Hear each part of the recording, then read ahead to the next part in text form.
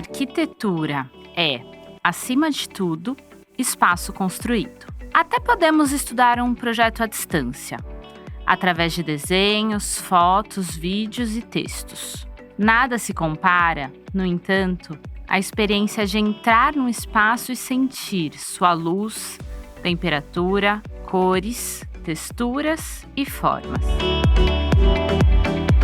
Ainda que o presencial seja indispensável, maquetes são a melhor representação de uma obra de arquitetura. Na maquete é possível entender aspectos sensoriais do projeto, enquanto fotografias, desenhos e representações eletrônicas, por mais hiperrealistas que sejam, não conseguem transportar para o espaço da mesma forma que a maquete faz, de maneira palpável.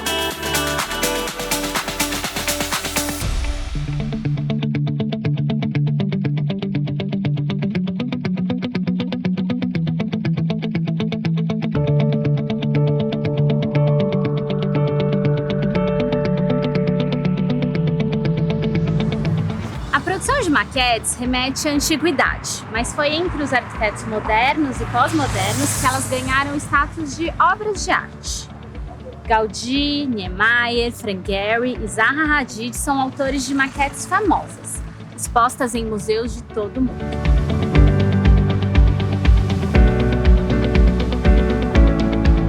Uma das maquetes mais impressionantes do Brasil é essa de Brasília, projeto de urbanismo de Lúcio Costa.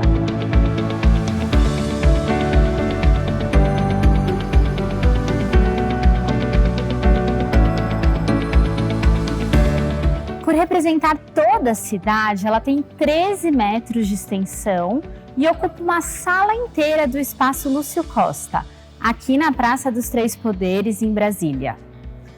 A confecção dessa maquete levou quase um ano e representa como a cidade estava em 1988.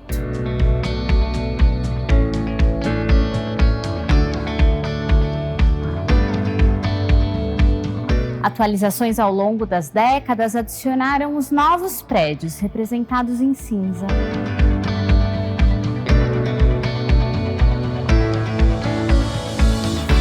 Na maquete de Brasília é possível entender muito melhor o projeto de urbanismo de Lúcio Costa, considerado patrimônio cultural da humanidade. Quando se está na cidade, na escala humana, a vivência é outra. Aqui, na escala de 1:1000, conseguimos ver exatamente o plano piloto, com o eixo monumental e as asas do avião. É como olhar para um mapa, porém tridimensional e ilustrado.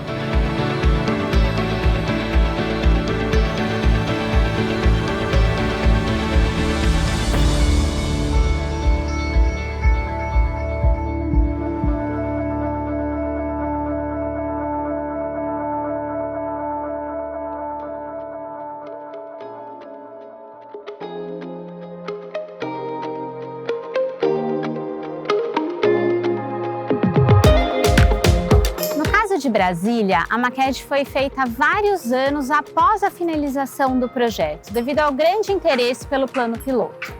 Porém, em muitos casos, a maquete é feita antes da construção da obra de arquitetura, para gerar uma visualização mais precisa e sensorial do que um desenho no papel ou digital. Foi o que aconteceu aqui, na Fundação Iberê Camargo, projeto de Álvaro Siza, em Porto Alegre.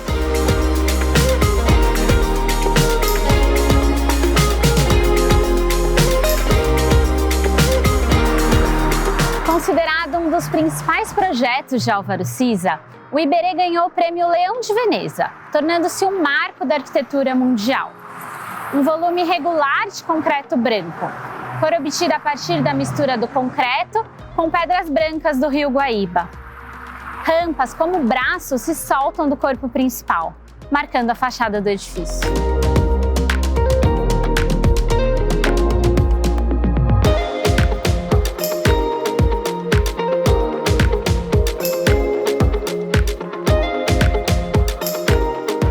E toda a genialidade de Álvaro Siza pôde ser experimentada antes da construção nessa maquete.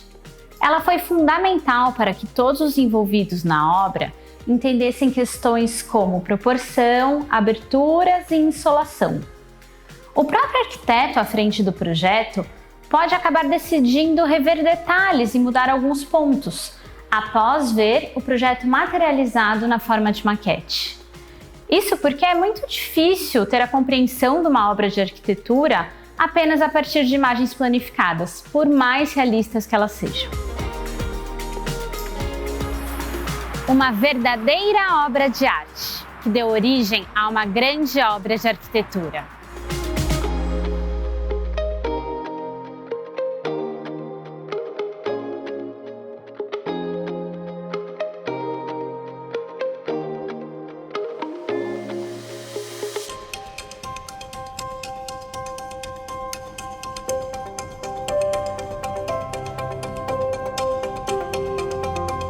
Álvaro Siza, inclusive, é um arquiteto aficionado por maquetes. Ele sempre utilizou muito esse recurso na fase de estudo do projeto arquitetônico. A equipe da Portobello visitou seu estúdio em Portugal e se deparou com um espaço tomado por maquetes de vários materiais. Um verdadeiro sonho para qualquer arquiteto. E se engana quem pensa que as maquetes de arquitetura são antiquadas ou deixariam de existir com o surgimento das imagens digitais hiperrealistas. Apesar das novas tecnologias para a criação e representação de projetos de arquitetura, as maquetes físicas continuam importantes, até mesmo fundamentais. Estamos no Museu do Amanhã, na zona portuária do Rio de Janeiro.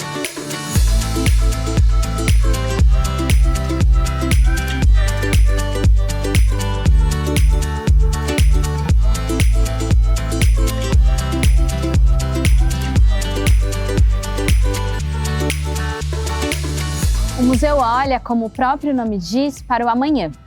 O projeto futurista do arquiteto espanhol Santiago Calatrava traz estrutura de aço, que se move de acordo com a direção dos raios solares para gerar energia sustentável. Além da funcionalidade, o resultado é de extrema beleza plástica.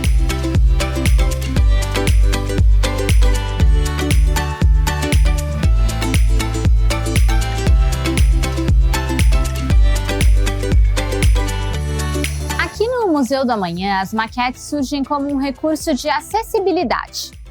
A ideia é que pessoas com deficiência visual possam tocar e sentir a grandiosidade da arquitetura. Esse tipo de representação se chama maquete tátil e possibilita que todos os visitantes do museu compreendam em detalhes o local que estão vivenciando.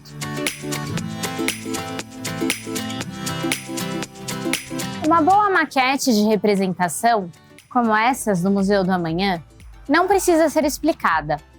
Ela deve ser compreendida por si só, desde os acabamentos até a relação com o entorno. Uma representação fiel da obra de arquitetura real.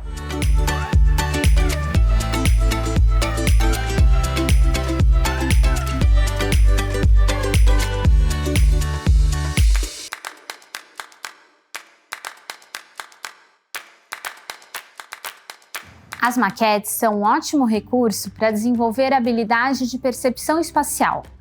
A maioria das pessoas não nasce com essa capacidade. É algo que os arquitetos aprendem durante sua formação. Com materiais simples como isopor ou madeira, eles criam volumes. É um esboço tridimensional, rápido e intuitivo.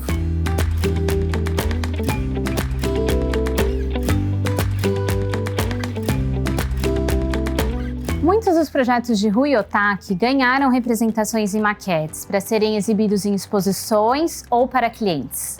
Essas maquetes brancas, minimalistas, foram feitas com resina por impressão 3D. Apesar de não revelarem materiais, cores e acabamentos, elas sintetizam as formas, que nasceram a partir do desenho à mão livre de Rui.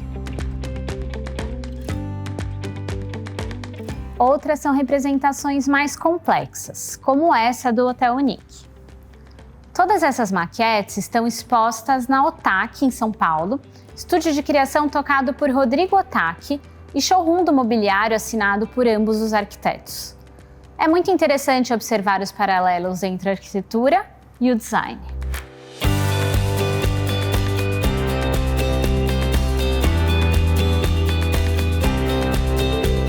Rodrigo Otaki é um dos participantes da terceira edição da Mostra Unlimited. Para essa edição, a Porto Belo convidou 8 profissionais criativos para desenvolverem maquetes de representação.